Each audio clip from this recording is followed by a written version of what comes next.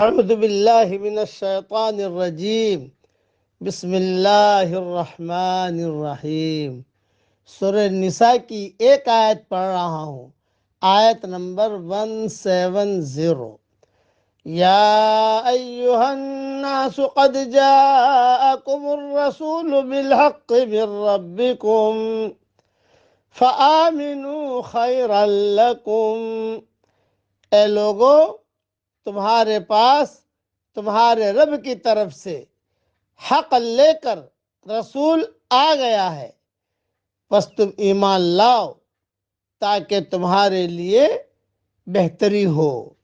وَإِن تَكْفُرُوا فَإِنَّ لِلَّهِ مَا فِي السَّمَاوَاتِ وَالْأَرْضِ۔ اور اگر تم بے ایمان ہو گئے، کافر ہو گئے، تو اللہ ہی کی ہے ہر وہ چیز جو آسمانوں اور زمین میں ہے۔ وَكَانَ اللَّهُ عَلِيمًا حَكِيمًا۔ اور اللہ دانا ہے، جاننے والا ہے، حکمت والا ہے۔ تھوڑی سی تشریح سن لیجئے۔ یعنی تمہارے کفر سے اللہ کا کیا بگڑے گا؟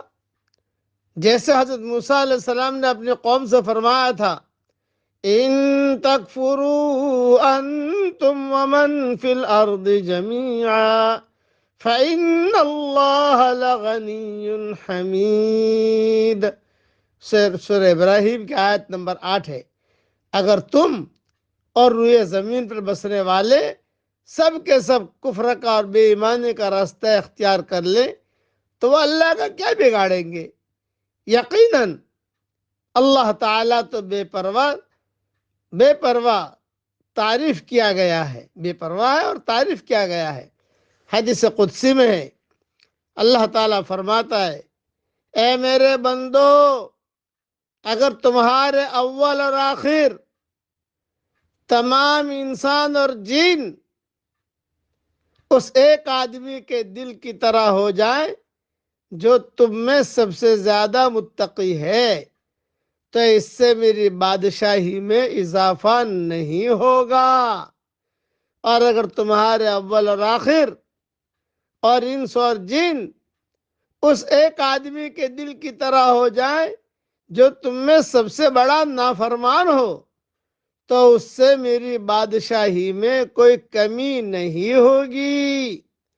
اے میرے بندو، اگر تم سب ایک میدان میں جمع ہو جاؤ اور مجھ سے سوال کرو اور میں ہر انسان کو اس کے سوال کے مطابق عطا کروں، تو اس سے میرے خزانے میں اتنی ہی کمی ہوگی جتنی سوئی کے سمندر میں ڈبو کر نکالنے سے سمندر کے پانی میں ہوتی ہے۔ یہ حدیث صحیح مسلم شریف میں ہے۔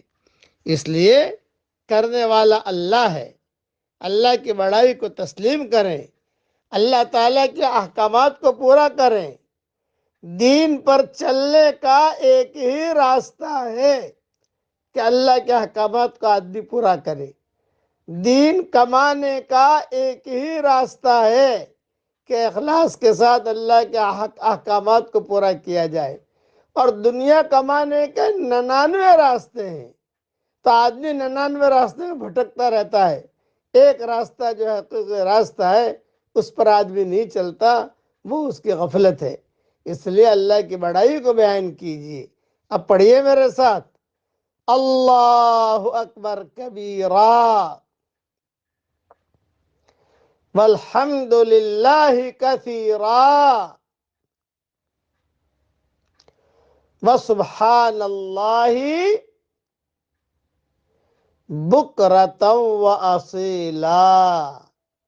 یہ جملہ اللہ کو بہت پسند ہے۔ یہ جملہ پڑھتے ہی آسمان کے سارے دروازے کھل جاتے ہیں۔ میں دعا کرتا ہوں کہ اے اللہ، تیری مخلوق میں سے جو پریشان حال ہوں ان کی پریشانیوں کو دور فرما، اور جس کی جو حاجت ہو اس کے حاجت کا تو غیب سے تکفل فرما۔ آمین۔ وآخر دعوانا ان الحمد للہ رب العالمین۔